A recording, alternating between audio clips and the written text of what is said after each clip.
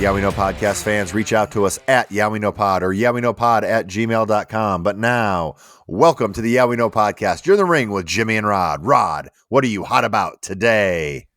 I bet you didn't think I was going to come out here firing Jimmy, but I'll tell you what, as good as everybody wants to say this Royal Rumble was, and as all the wonderful things that happened we will get to, I've got to start right here. How in the world is my girl, Charlotte Flair, back after all this time off and absolutely zero involvement at the Royal Rumble, Jimmy? The kickoff to WrestleMania, a major belt holder who just showed back up, not in the Royal Rumble, nothing to do. We're not worried about Charlotte Flair. I have absolutely no idea why my girl is getting disrespected, Jimmy. That's where I want to start. Well, let's look at it this way. Remember the Bianca and Alexa match from the Royal Rumble? Yeah, me neither. It was 7 minutes. It was atrocious. Didn't do anything to help either person. That is why Charlotte Flair wasn't on there. Because did you really want to see a Sonya Deville match with her? I didn't want to see a Sonya Deville match with her, but I suppose I would have liked to have seen her in the Rumble, right? The surprise of her with the belt in the Rumble, her maybe, a couple weeks leading up to this saying, I want to go into the Rumble to determine what I do at WrestleMania, which she tried to do, I believe, the last time she was in the Rumble, but this time she has the belt, so let's just do it. And I don't know. I get what you're saying, of course, because you're always the more sane, the more eye towards long-term storytelling. So I know you're way excited to talk about this Royal Rumble because long-term storytelling ends up being the big-time theme. So I got to defer to you here, but I was just angry to not see my girl. Let me just fanboy out that way.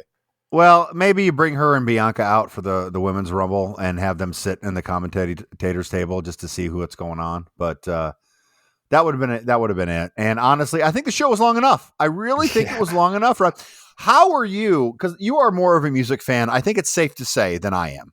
Okay? I do work as a classic rock DJ during drive time right now, 97.7 on your FM dial if you live here in Northern Indiana. That is the least amount of more music fan of you than I am that you have. But how depressed were you when you came back and you said, they took the ropes down? Oh, no. They're going to have Hardy apparently play. I don't know who Hardy is. Death Metal Country Hardy. I don't understand, Rod, why the WWE hasn't gotten this over the last 30 years, other than a national anthem, or if they're playing someone's theme music.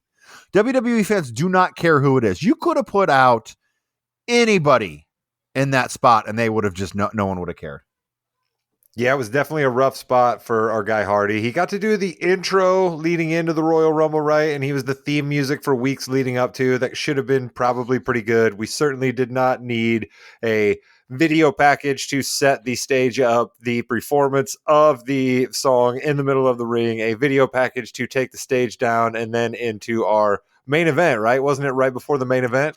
Yeah, I think it was 26 or 36, something like that, minutes in between the last wrestling part of the Rumble to the Ring of the Bell when they were both in the ring with Roman and Kevin Owens. So much long-term storytelling, Rod. Let's just talk about our favorite parts of the Rumble. My favorite part, I marked out like a mother when Asuka came out in her Kana gear. You did. Now, oh, God, you would have loved every second of it. My boy Vinny was like, all right. My wife was like, all right, calm down just a little bit there, Skippy. Because Asuka has always been one of my favorite wrestlers. And, Sting said that the Great Muta was the only Japanese wrestler to transcend, the Japan to the United States. And I'm sorry, but Asuka, who doesn't really speak a lick of English, has really transcended. She got a pop like no other, looked amazing. And I think she's winning the Elimination Chamber. I would go with her and Bianca. Just go for it. That's what I would think. But I love that. What was one of your favorite moments from the Rumbles? Yeah, I think Asuka coming out in that, and I immediately texted you and shout out to the Cleveland Crippler because I knew that you guys would have the answer for me. I was like, so apparently that particular face paint is a big deal. And then shout out to Corey Graves, my guy, who then further explained it during the match about how that was a character who was probably the most feared woman on the planet at one time. So I was already pretty fearful of Asuka before. So if you tell me that she's kind of like ×2 now at this point, a badass, then I would absolutely believe her in a run with Bianca Belair. I mean, she's one of those microwave people, as I like to refer to it, right? Asuka's so over. Her character work is so flawless. Her in-ring work is so flawless. You can heat her up and have her fight against anybody at almost any time, and it's absolutely believable. So, yeah, sure, Bianca's going to need to do something, I guess, because Rhea Ripley made her big decision on Raw. Yeah, Rhea is going to go against Charlotte. I thought she was going to go against Bianca. I really did because they kind of already did the Charlotte thing. That was for the NXT championship in front of nobody. So I think they made a good decision. I think it's weird though because Charlotte is a better heel than a baby face, and here she has to play the baby face. So, and Rod, I'm not going to lie, I don't see her do much in Elimination Chamber either because it's got. I would assume it's going to be Balor and Rhea against Edge, who returned, and Beth Phoenix, who also returned in the Men's Rumble just to spear Rhea Ripley. So I think we're going to get that at the Chamber. I think you're probably absolutely right about that, but I did lead us astray from the female rumble there real quick. I Sure. guess I would say my girl Liv Morgan also impressed me, right? Great spot for her being number 2 there and lasting all the way to the end. And honestly, you had a couple of edge of your seat moments there thinking that Liv Morgan might take the rumble. You know, she got the mist from Asuka. Sure. So good to see her there. A lot of NXT personalities that I wasn't incredibly familiar with, who they were quick to tell me were NXT personalities. But I'll say this for all of them, Jim. I couldn't give you any of their names right now off the top of my head because they weren't that believable, but they absolutely were believable in the ring. I bought each and every one of them in the squared circle. They seem like they belong. So that was a good thing, I think, for the women's game and as we look to the future, because there weren't as many legends who had to be trucked out this time around to fill out a 30-woman rumble. We basically only had Mrs. Taker. Yeah, Roxanne Perez, I think, was underutilized a lot in that Rumble. She got a huge pop and was really good NXT Women's Champion. She dethroned Mandy Rose, who got fired for showing a little too much on her. It's not OnlyFans, but the OnlyFans adjacent account. But I thought she did really well. Got a huge pop there. I thought both Rumbles were fun, and really, that's what it comes down to. Yeah, we didn't get too many huge surprises. We got a Booker T, we got a Michelle McCool who's just chilling. But other than that, we really didn't get too much, except for Cody Rhodes. I mean, huge surprise at number 30 with Cody Rhodes coming in, which, by the way, 3 of the 4 members of the Morgan We Know podcast got that right. One of these members, if I would have waited to make my prediction till the pre-show, I would have known he wasn't even in the Rumble. But what are you going to do? Well, I didn't listen. I didn't get Cody Rhodes either. I think only 2 of the 4 of us got Cody Rhodes. Oh, you didn't pick Cody? Remember, because I said if you're playing in Fantasyland, then I'm going to play in Fantasyland, and I said Seth Rollins was going to win, so I blame you for that. Well, listen, Chris had Charlotte Flair win in the Women's Rumble, and she wasn't in it. So, I mean, our batting average on the Rumble is, it varied all across the board there. The Men's Rumble, you're right. It was entertaining. It was a good Rumble. Rumbles are always good. But I'd like to semi-pat myself on the back because when I said my Daubers were down a little bit, I mean, like you said, we got Cody Rhodes at 30, and Cody Rhodes won the Rumble. So on some level, I'm like, okay, cool. You guys just completely ruined that for me weeks ago when you started running these video packages. But there were enough cool things in there, right? Like Gunther comes out looking like an absolute unbelievable superstar. And that is hard. Yeah, people are going to say he was on the mat for a long time. He worked his butt off, and then having that 7-minute match at the end was really kind of a cool homage. That's to how the Cody Undertaker, works Shawn best, Michaels. though. Yeah, he does. Cody's he does so a great old school. job. That's the only way he can work, really. Cut a great promo on Raw. Cut a great promo in the whatever they call it afterwards, the press conference as well. I watched that. I watched that as well. I thought he did a great job. That's somebody you want as your champion. But I tell you, Rod, they should have just made it the surprise. He should have been 30. He should have come in. Oh, yeah. He should have won. And then clearly he's 30 because they're a little worried about his working at this point too, right? Well, you haven't been in the ring in 9 yeah. months, and that does take a lot out of you. You're not he's not going to go 1 to 30, which I thought that was an amazing feat for that. I thought Rhea did a great job as well. We are in that kind of glut of either 30 is going to win or number 1's going to win. I'd like a good number 15 to win at some point, maybe number 7 in the middle. I think Rollins was 16, so I looked at both the Vanderbilt and Kate, and I was like, "There's no chance Seth is winning this thing." So here's my question, Rod. Rollins and Logan Paul is going to be the main. Wait, Jim. I can't believe that you didn't lead the men's Rumble discussion with this. And I, quite frankly, want to commend your journalistic instincts here for making you not go with your personal gut feelings and letting your fanboy come out the way that I let my fanboy come out. But your guy, Johnny Gargano, back after a couple weeks off, and he gets a half hour on the Rumble. You had to love that. Come on, you could smile, Jimmy. Let everybody know. He had a better night on Monday, though, because now he's in the Elimination Chamber, which I thought was kind of neat. I was worried about that. But, yeah, Gargano didn't do too much in the Rumble, had some moves here and there. But he did get a half an hour, which is great. I love that. And then I think he's going to be a good addition to the Elimination Chamber. We're seeing different people involved, but Rod, I got to get to it, man. Rollins, Okay. Logan All Paul, right. Mania. I What are your stalled long enough. thoughts? What are your thoughts, Rollins, Logan Paul, and Mania? I'm very interested to see this. You know what I'm going to do, Jimmy? I think I'm going to shock you here and say that I'm absolutely all about it. Give my guy Seth No, you got Rollins to. some of the Yeah. shine from the Logan Paul Maniacs. Like, give my guy Seth Rollins some of that shine. Make him be the dude that gets involved on Logan's podcast, that has the videos that go viral where they're talking smack to each other in real life situations. Come on. And Logan can absolutely work. And we know Seth is a tactician. So I think it's going to be a great match. It's going to be, it could end up being one of those matches that steals the show one of the two nights while not being the main event. It can, and I really think that this is, if he's not going to be wrestling for the championship, this is probably going to be the next best thing. They could open up a Mania with this match for sure. I think that it's great. Logan Paul and Ricochet, the move they did, top rope to top rope, was just insane, and something that has happened before, but not very often because not many people can do it.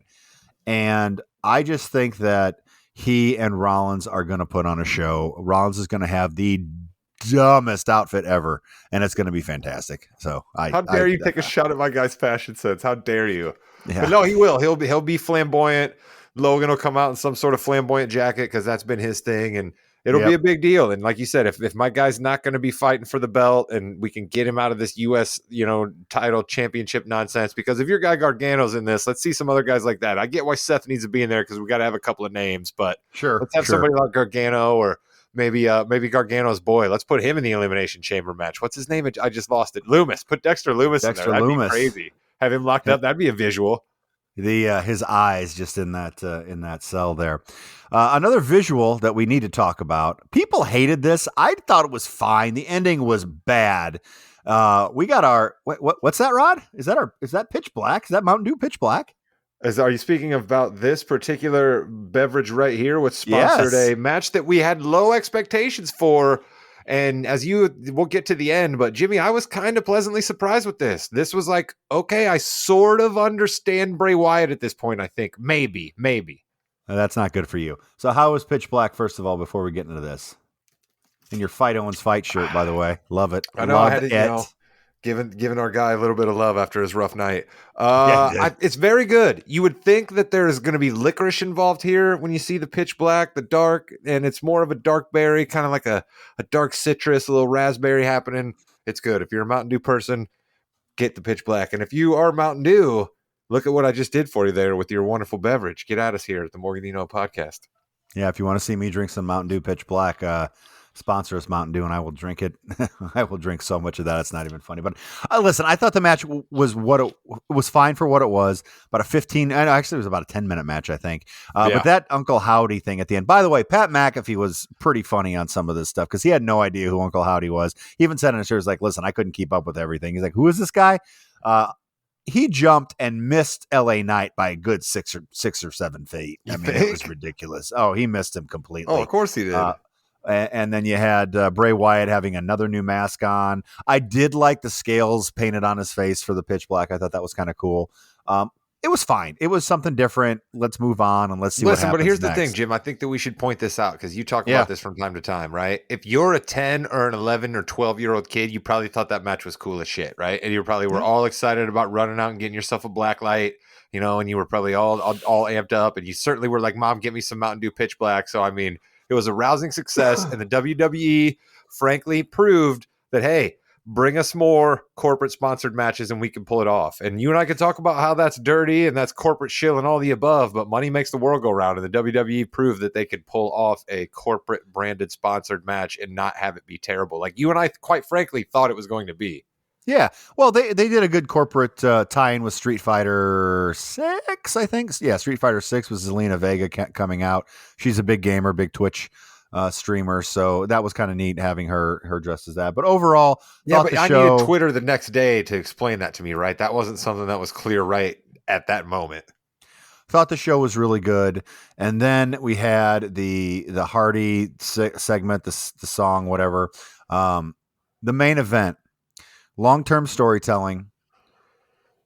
Listen, The one thing I was hoping that Sammy would say, "Give me the chair, give me the chair," instead of Reigns said, "Here, take the chair." But other than that, I everything was great. And the Jey Uso kind of not knowing what to do was a nice wrinkle in there that I didn't see coming at all. So I think that was pretty Really? neat. I'm surprised to hear you say that because you, at certain times when we have had our thousands, it feels like at this point, discussions about how the bloodline is going to come to a close, how Roman's going to lose his belt, all of the above, right? And now we just enter Sami Zayn these last couple of months. But you have always told me, keep an eye out for main event Jey Uso, right? You Yeah. kind of always told me that why not just end the bloodline? Why not just end Roman with his family, with Jay turning? And that was wonderful to me. And I got to shout out Kaz on the Masked Man podcast because he did an Okay. absolute great breakdown of this today. But the other thing that's at play there, and I think I saw something on Twitter too, right,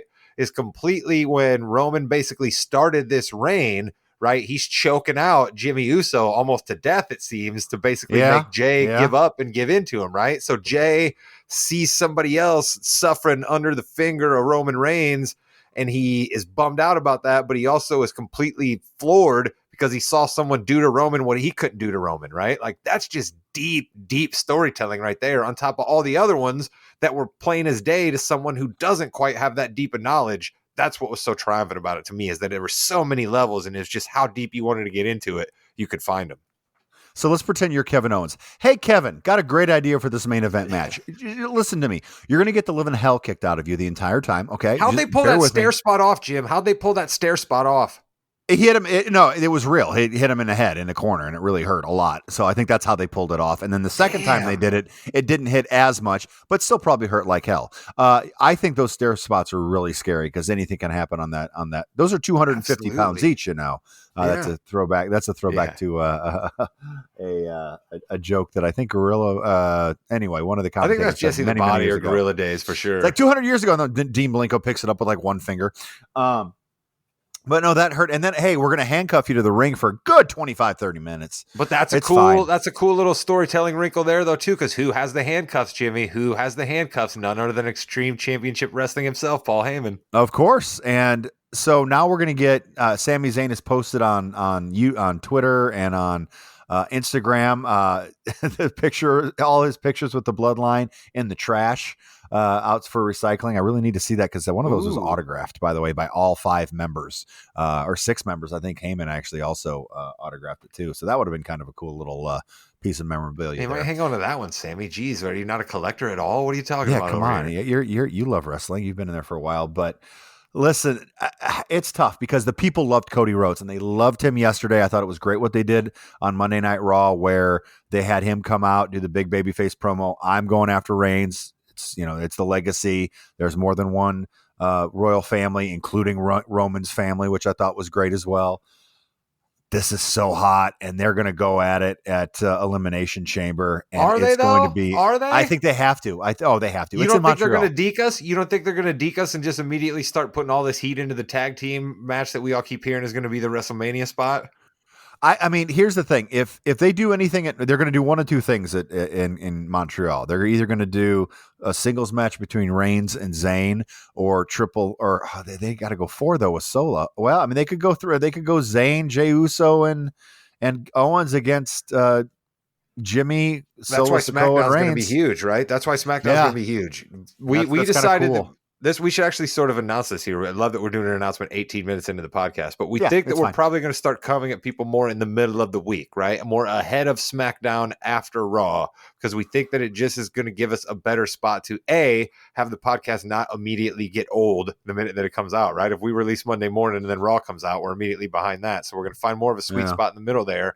And we hoped that it might give us a little more clarification coming out of pay-per-view spots, right? Those are usually Saturday or Sunday nights. Then we'll at least have Raw the next day where we might see a little more guidance. We got nothing other than Rhea saying she's going to pick Charlotte Flair, which, by the way, is crazy. Let me come out on Monday Night Raw and say I'm going to pick somebody who's on Friday Night SmackDown. Yeah, and who's not at Raw. That's cool. By the way, thank the Triple H for Saturday pay-per-views. I know they've been doing it for about a year or so now, but thank goodness.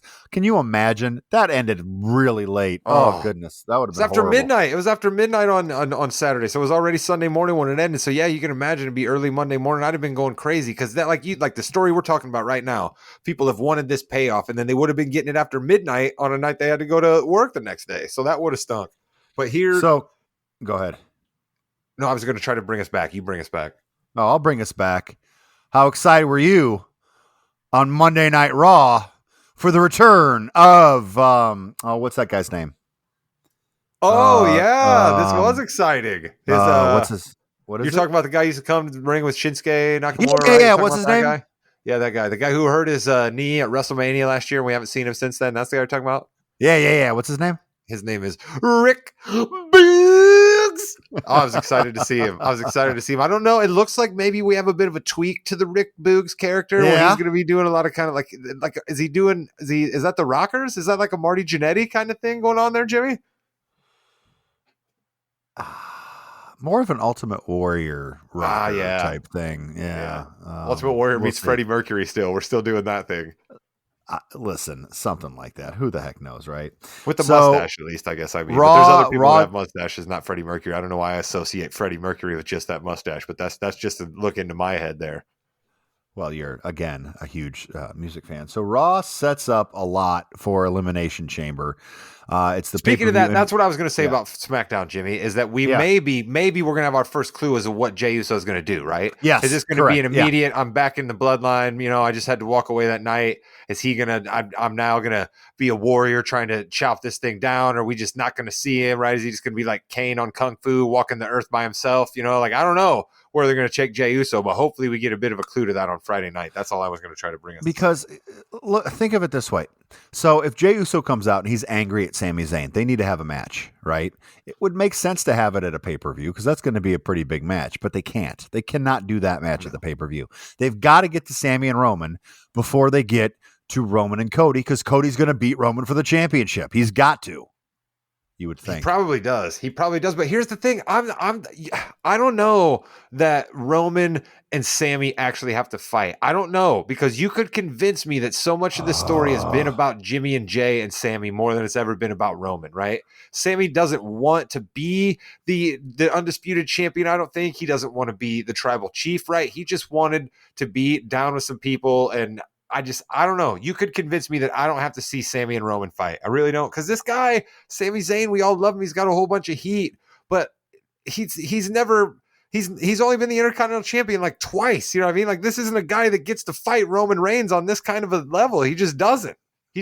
So you could convince me that Sammy did all of this work. It was great work. We love him for it. He's got tremendous heat, but what he gets out of it is to take the Usos belt down with his buddy Kevin Owens, because that's a great story to tell. I don't know that he has to fight Roman Reigns, Jim. I really don't. Well, and Kevin Owens is going to come out and be like, okay, thank you, Sammy, for saving me.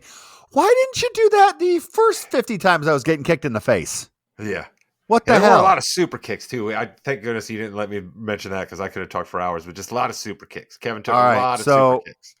Elimination Chamber, we have Austin Theory versus Seth Rollins versus Johnny Gargano versus Bronson Reed for the United States Championship. Bronson Reed's going to have a big night. I have a feeling. I don't think he's winning it, but he needs to have a big night to kind of cement the reason he exists in the WWE. He needs to have a big one there.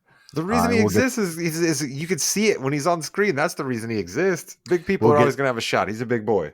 We'll get two more. We'll get two more competitors probably on SmackDown. Dexter Lumis. Dexter Lumis. # Dexter Lumis. Let's go. Yeah, we know, fans. Dexter Lumis in the Elimination Chamber match. Let's go. Into existence. Raquel Rodriguez, Nikki Cross, Liv Morgan, Asuka, and two more to be determined. Piper Niven. We forgot Piper Niven came back. No more Dewdrop. Very excited about that. Pat Does it matter, though? Does it matter? It does matter. It gives her a little bit more cred, I guess you could say. And as Piper Niven, she was more of a badass. Piper Niven, but I'm not entirely sure where she's going to fit in at this moment. We were literally at the beginning of this podcast talking about what Bianca might be doing at WrestleMania. So, I mean, Piper Niven's going to be way down on the list here. It's funny. So many things happened at the Rumble that we forgot to mention. One of Lacey the Evans. who cares about her? One of the biggest oopses ever is they played Nia Jax's music before the number 30 They countdown did. began, They and did. everyone hates Nia Jax. Now, here's the thing. I want to be crystal clear on something here. I love the Nia Jax character, the Nia Jax look. Everything about Nia Jax, I think, can work. Yeah. She hurts people. She hurts people, and she's hurt many people. You got to be better in the ring. If she's improved, I'm all for it. I just don't see that she has. I don't know. I don't know if she has, should I say. I was gonna say, when was the last time you and Nia Jax locked horns there, Jim? I mean, there's some bad suplex spot. You You're see still that? mad See about that here? trash can behind me right there with the big dents in it? What do you think happens there? She threw my ass in there 3 Well, times. listen, it wasn't. It was a street fight, Jim. You know what I mean? It was. It wasn't anything goes street fight. You're just gonna catch your trash can in the skull and anything goes street fight. You know that. You're a wrestling fan of a long time. I'm assuming Gunther is going to have a new challenger this Friday on SmackDown. Anybody. Yeah, He's sized up against everybody, right? Like, that was the other great thing about his spot in the Rumble now is we have a little bit of backstory with him and like anybody that he wants to get in a feud with now in the future. Man, but he's going to take down Honky Tonk Man's record first, right? I'd love to see. I think so. I'd love to see he and Lesnar. I think that'd be so cool.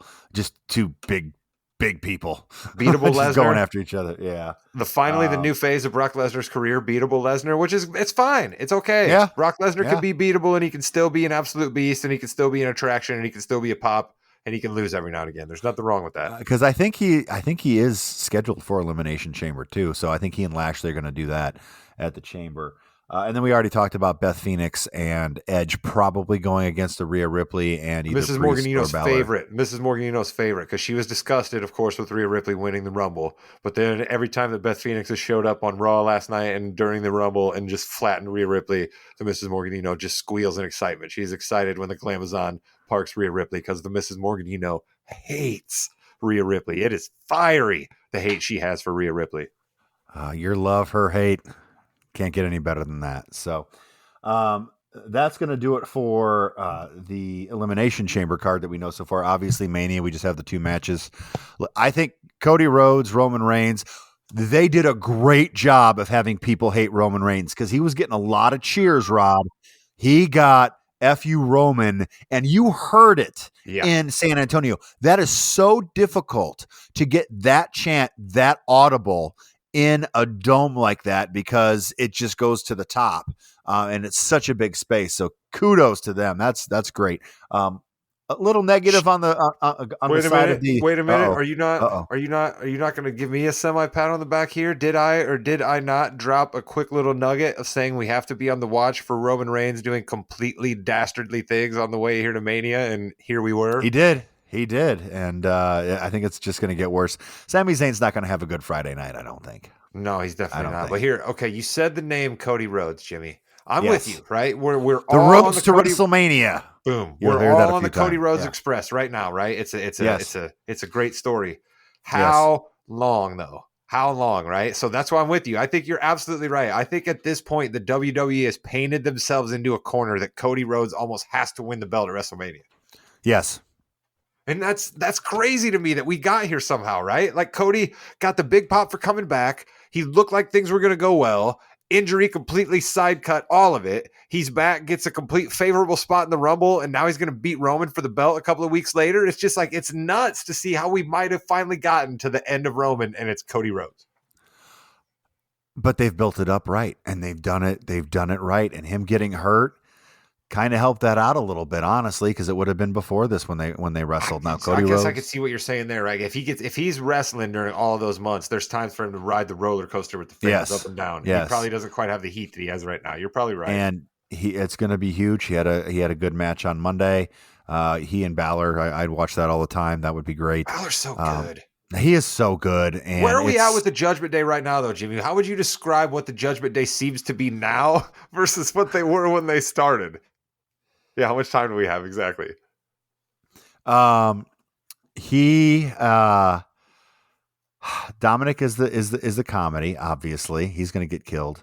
Rhea is the leader of the Judgment Day. I'm sorry, she's the biggest badass.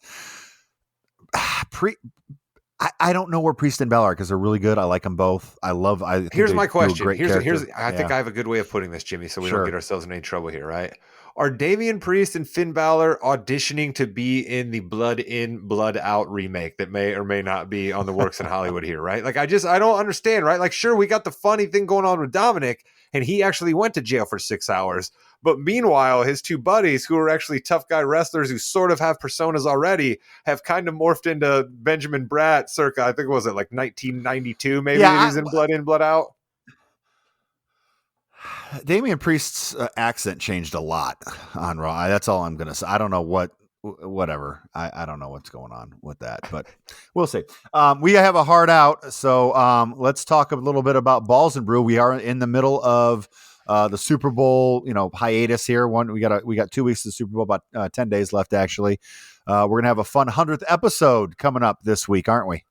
Let's hope it's a fun episode, right? We are trying to garner up some cheer and some excitement from our other two fellows that are joining us on that podcast and have joined us for so many episodes of Balls and Brew. And right now, Chris King, I'm basically talking about you. We have no idea. We have no idea what Chris King's thoughts are on the 100th episode.